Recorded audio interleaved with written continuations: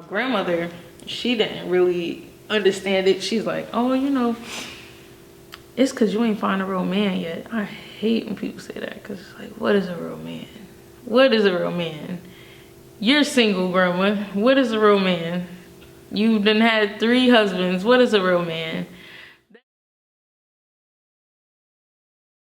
So, first question. What's your name?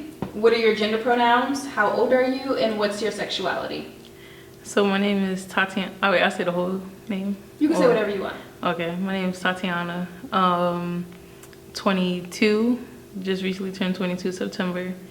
My gender pronouns is she, her, hers, and I'm a lesbian. What are you passionate about? Just jump right in.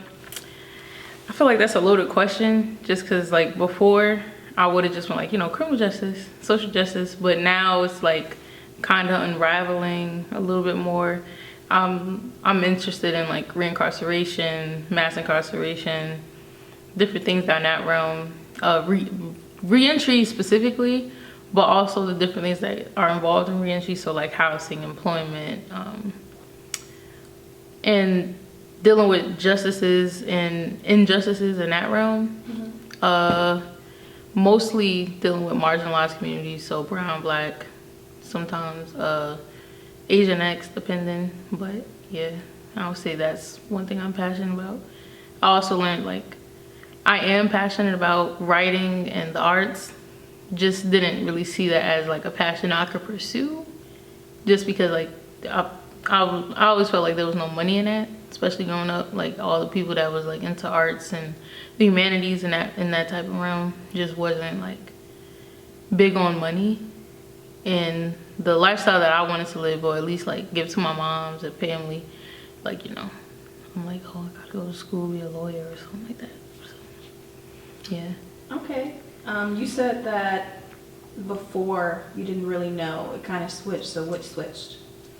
So like when I first thought of criminal justice, I'm just thinking like, oh, you know, I'm gonna be an FBI agent, or I'm gonna be a crime scene investigator, just from TV, you know. Like I didn't really consider my personal circumstances and connections to criminal justice, so like the stuff that goes on with my people per se, until I actually started learning it in the classroom and writing essays about it. And sometimes we would go on like trips. So one time we went to a court, and like just seeing that, and then having those conversations with my family about it, and seeing how close connected they are to the criminal justice system than I really thought, kind of woke me up. Like, you know, there's more to just the stuff you see on TV. You know, they kind of like romanticize it in a way. And I guess that works to get people's attention, but you know, it hit different when you're around family and you're around people that you care about, or people that look like your family, and you see they're struggling and they're going through injustices that the system that you're learning about is like recycling. Like every generation is being affected by it. So I would say it changed in that realm. I went from wanting to be like an agent, one of those people you see on TV with like the gear and stuff, knocking down, probably doing knocking down like not buildings, what am I talking about, knocking down doors and all that stuff, to wanting to be more of like an advocate, wanting to deal with policy, or be in one of the rooms where they're doing certain stuff to make sure that doesn't happen. Deal more with the people, kind of. Yeah, so you feel like the media didn't like accurately portray what really goes on. Yeah. Okay. Can you tell us a little about what it was like for you growing up? What was your relationship to your parents, siblings, and friends? So growing up is weird, because like everybody's like, oh, you know, my mom, my dad, but I had 2 moms and my dad. So like my mom and my dad, they were on and off. They didn't get a divorce officially until I was 5, but like since like the first week I was born, I was living with somebody else. So well, not necessarily living, I was staying with her a lot of times. My mom, she was going through postpartum. She likes to use that as an excuse, but like I don't personally think postpartum lasts for 10 years, you know what I mean? So eventually I went from staying over there for a couple hours to a couple days, couple weeks, and then that just became my second home. So I have two moms. My dad, they both were young and they both had to grow up quick. So now looking back, like it don't really bother me as much, but growing up I always wonder, like, you know, how does my brother, he's 10 years older than me, but how does he get the luxury of having both parents? How does he get the luxury of being in a household with both of them? I didn't really get to experience that. So I guess I was like a bit jealous of him in that realm. But I also kind of just didn't really know how to deal with my emotions either. Like I didn't know how to express it. From all three of them, they all just were like, you know, your opinion doesn't matter. You're a kid. And I feel like that kind of is like evident in a lot of Black households. Like, you know, you in a child's place, stay in a child's place, that kind of thing. So I couldn't really voice how I was feeling at that time. And because of that, I was always moving from household to household. Like, of course, my godmother, I call her my godmother, but she's really my mom. Like, I'll call her my mom to this day. But like, godmother and birth mother, I'll say that to separate so people don't get confused, I guess. My godmom, she was always a constant, whereas my birth mom and my dad, it was kind of like iffy. So like I could count on my dad to pick me up maybe like once or twice during the month, but always on the weekends. I had to see him deal with substance abuse, so he was into alcohol a lot. Every time I was with him, he was drunk pretty much, driving as well, so child endangerment. My mom, she was more into partying, all of that stuff, drugs as well. Not like super hard ones, but like the kind where she would put it above her child. So I'd be with her for a week. The week turned into like 2 days because maybe she needed to go handle or do whatever she wanted to do. So it was pretty much like on and off with them. My godmom, she was the only constant pretty much. Mm-hmm. And growing up, like having to explain that to people was hard, because one time I got bullied for it just for a little bit, until eventually like the next thing happened and, you know, kids forgot about it. But like, you know, I expressed that to somebody I thought was my best friend at the time, new school, expressed it, and they said like, you know, I was a crack baby, all this other stuff. So dealing with that, it was a lot. Because then I started like blaming my mom a lot. I'm like, you know, she's the reason for all of this. She's the reason why I like, people call me a crack baby, you know, different things like that. And she didn't do crack per se, but you know, when kids hear drugs, you know, they associate it with crack or any type of drug that they know is like super stigmatized. Looking back on it, it made me stronger, but like it definitely hurt me in that time, just trying to fit in around that. So like I found myself struggling with my identity at a very young age, just trying to follow trends. That includes my sexuality. Like I didn't really come out until I was like coming into high school, so 8th grade, like in the 8th grade going into 9th grade. And that's just because I went to a different school from my mom, my godmom. That's another thing. I was bullied for that too. She was a teacher in the schools that I went to. So every school that she worked at, I went to. And it was a blessing, but it was a curse at the same time, because, you know, you target from both the teachers and the students. Oh, your mother, she downstairs. You know, running by, saying little slick stuff. You know, just little kid stuff. But that forced me to kind of like closet myself a lot in terms of my sexuality too, because nobody really cared about or played with that gay shit.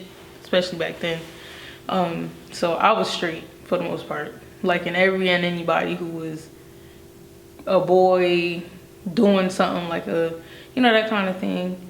And like looking back, I could say like, oh, they were cute, they were handsome little boys, but like, and I knew, I had a crush on like Vanessa Hutchins. I had a crush on my 4th grade teacher.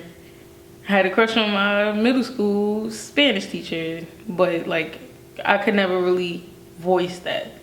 So a lot of times, for a large majority of my years, I just was quiet. Like nobody really knew much in terms of that. I put on a persona a lot of the times. So you were aware of that attraction? Mm-hmm. Okay. Did you have any like close friendships? I know you mentioned one friend you thought was a best friend, but wasn't really. Did you like establish any friendships? Yeah. So, she became a best friend of mine just solely off of like my hair. Weird enough, like she liked doing hair, so she always thought my hair was pretty, so she tried to do my hair. And I sort of kind of had a slight attraction to her. That was weird, but after that, no, it went away. I had some pretty decent friendships. There was this one, and I noticed like whenever I did have a close friend, there was some sort of attraction. And women, right? Yeah. Or so so like this one friend of mine, she was like all that in a bag of chips to me growing up, but she didn't know that, and I couldn't let her know that. To this day she don't know that, and I'm taking that to the grave. She's not gonna know. But like, yeah, I hate it when people will bully her, and it's me being the protective best friend, but really, more than that. Yeah. Like one time there's a gym, oh my god, and like they give you spots on the floor and stuff, and she was close to me, but we had time to talk, like mingle with our friends, and I was like, oh, can you grab that for me? And I put my hand, this is so childish, I was like in what, 3rd grade, I think. I put my hand on the floor. I don't know how she didn't see it, but she got whatever I asked her to get for me, and then she sat on my hand. Yeah. And I just was like, oh, I'm so sorry. Meanwhile, I did it on purpose. So. Oh my god, Auntie. Yeah. Tried to cop it. Well, I did cop a feel. Sorry about that. I hope she don't watch this. But yeah, that once I started really admitting my like emotions to myself, like my attraction to women, I started actually creating more real bonds with females, like just as friends, because now I feel like I was able to finally ignite the romantic part of my life that I was like really wanting. So I would say after 8th grade, no, not even after 8th grade, I would say like 7th, 8th grade, that's when I really established like strong female friendships like that are strictly platonic. Before that, it was kind of hard to navigate the difference between the two, just because like it's like, do I like her or do I like her, that kind of thing, because I always had like a pattern before that. But I think once I was able to be real with myself and real with others around me, that it became easier. So how did you come to that realization? Realization like that I was attracted to, like, because you just said like once I started becoming real, once I became like real with myself, I was able to be real to others. So like what switched?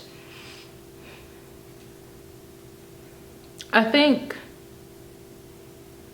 once I was free of my mom's shadow, like your godmom, or yeah, my godmom. So like with my birth mom, like I wasn't really too worried about her because she wasn't in my life much anyway. But like growing up, dealing with like, oh, you such and such daughter, you like literally everywhere, because she was known in North Public Schools as, oh, that's such and such, that's such and such. She taught kindergarten, first grade. One time she did like 8th, 7th, and she's been there for 34 years. She's retired now. So like, it was a big deal to be her daughter, and it was a lot of pressure. So like, if I even spoke out, oh, I know your mother, right? Oh, and it is different from like, oh, like, say for instance your classmate mom knows, that person.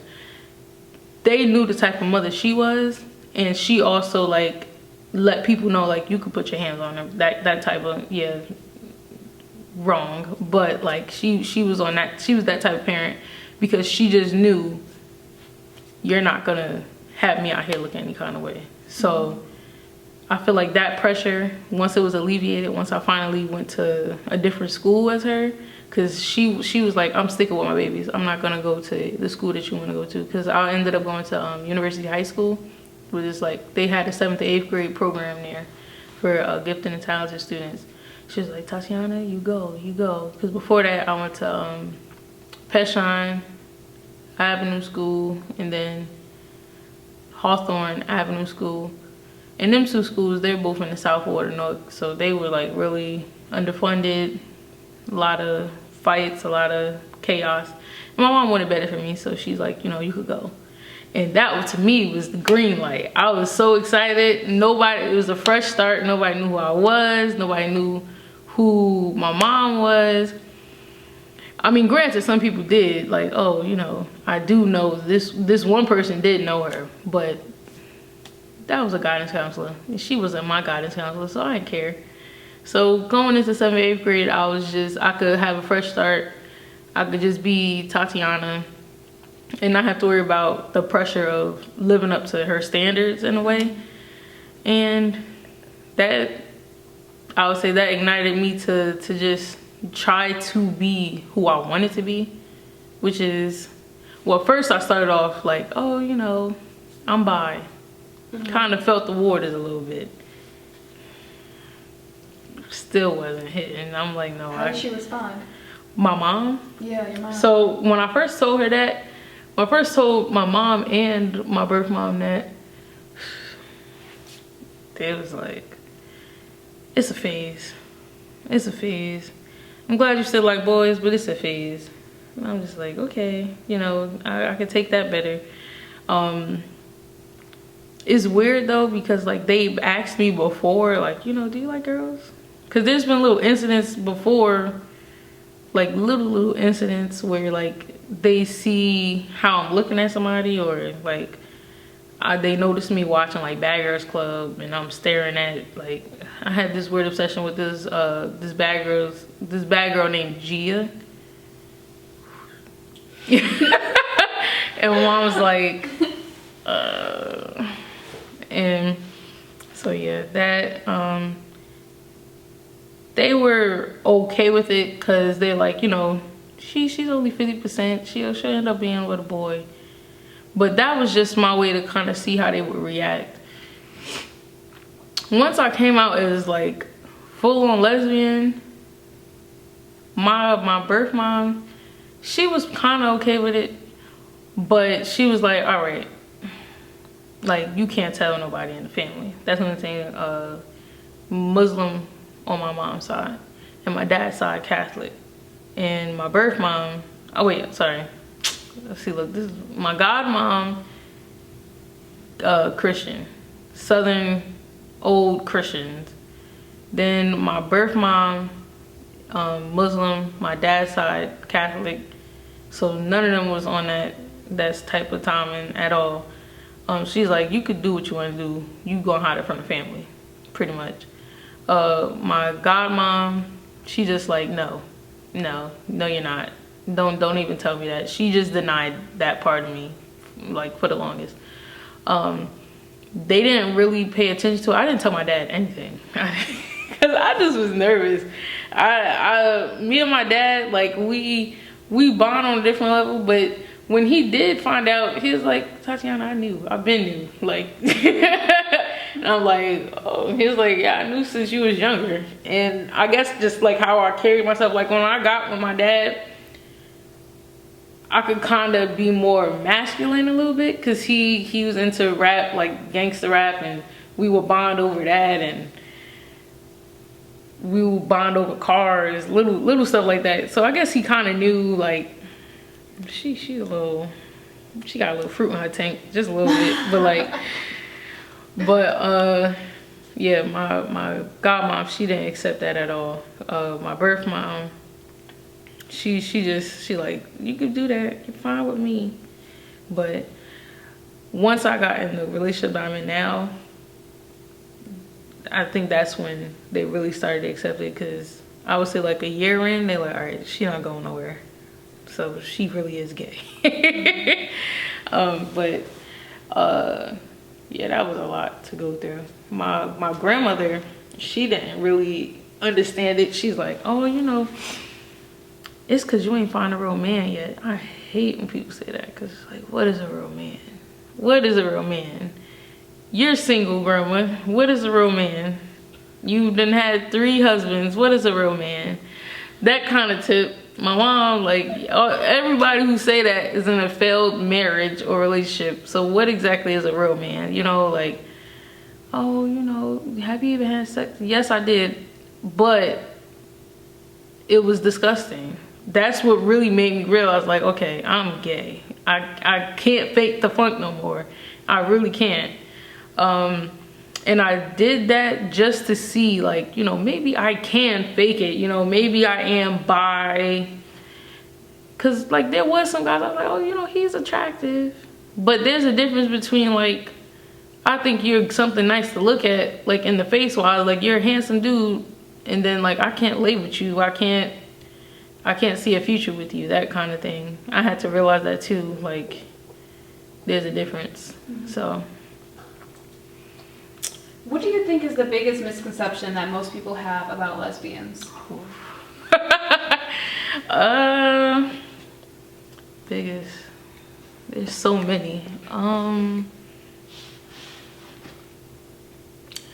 guess the one my grandmother said, like, we haven't found a real man or something like that. Cause the thing that people fail to realize is, like, yeah, we do like pleasure. Cause with my grandmother, she's like, you know, lesbians, don't try to use like dildos, don't try to use, and don't those replicate a man? And I'm just like, grandma, like, do you expect somebody to use a toy that's like the size of a fucking door, that's like looks like a door? Like, of course, I don't even know how to explain it. Like, that just in general is I feel like is the biggest misconception, that we haven't found a real man yet, or we haven't really came to terms with we need a man. Like, they see it as like we just don't want to be with a man. We don't want to say that we need a man to have a good life, but it's just like we don't want penis. Like, we don't want that type of energy. And of course, like, then the thing is, oh, well, why do you get with studs? Why do you get with, you know, more masculine men? Or why do you try to be that? Is it because you missed that in your life? Like, they try to find these different things as to why. And it's just like, maybe that could be, maybe it can't be. But regardless, what is what is, you know? Like, I don't need a man, and I don't want one. I need a... I was about to say something, but like, I need a woman. I need a vagina. Like, that is what entices me. That's what excites me. So, like, you know, I feel like that's a big misconception. Can you just, well, you kind of went over this. I'm still gonna ask it. Yeah. Can you describe a moment in time where you had to hide or suppress your sexuality to appease others? You said that was like grade school for you, right?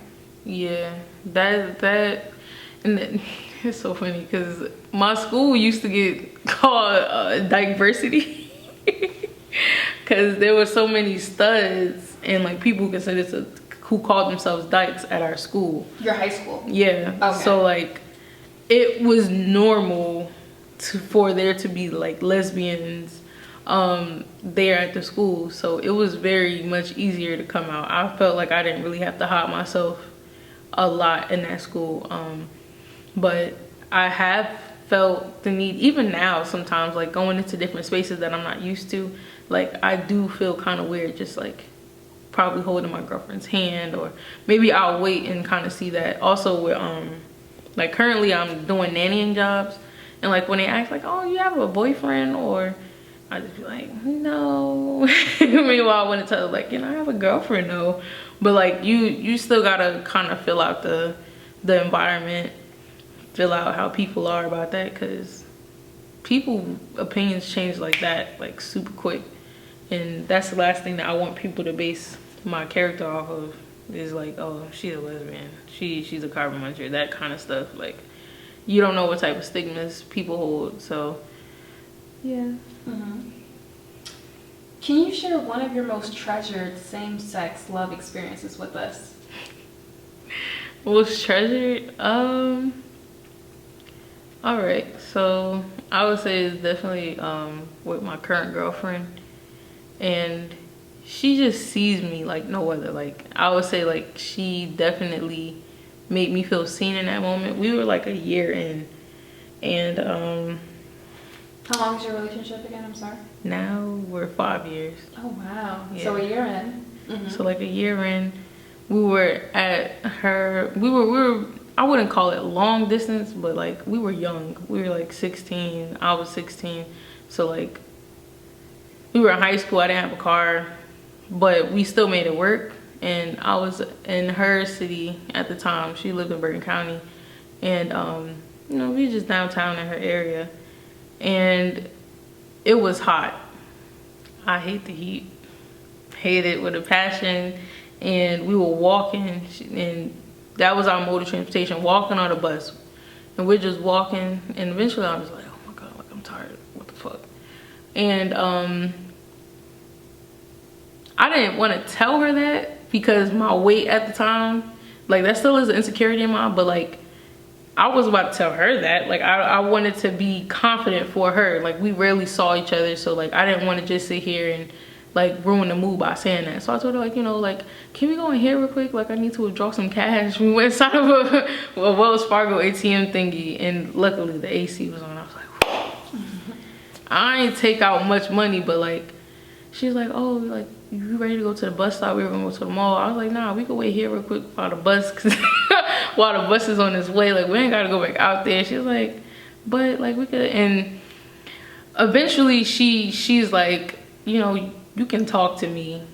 And I'm like, what are you talking about? Like, we just chilling in here. She's like, I know something's bothering you, that kind of thing. She's like, you're not that good of a liar like you think you are.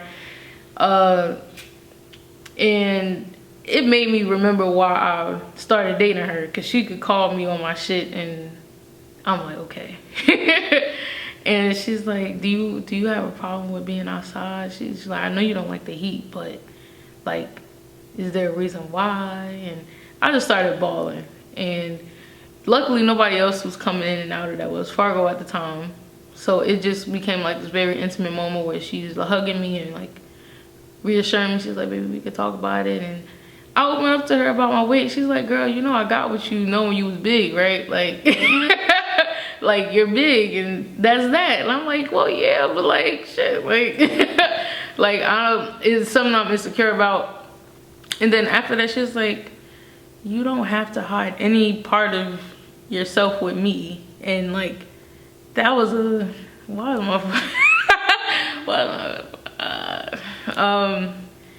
she just was like, you know, you've done that for so long already, so let that go.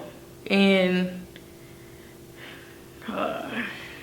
she made me love that part of myself in a way, because like it's still something I'm insecure about, but like she made me see the beauty in that. She's like, you know, you pulled me the way that you are. Be who you are, embrace who you are. It's beautiful. I got with you, you're beautiful, that kind of thing. So just reassurance, feeling seen, feeling wanted even when I didn't see it. I would say that was a very beautiful moment. There's a lot of times like we still feel like we have to put up a wall, especially when you just always feel like I can't show my full deck of cards. So like even a year in, you would think like, oh, that like you supposed to tell your partner about that, but like I still was kind of guarded with certain stuff like that, because like a year, it was long, but granted we was in a long distance relationship, so we didn't see each other that much in person until I would say like until I got a car. So after I graduated high school. So it was a raw moment for me. Okay. Thank you for sharing that.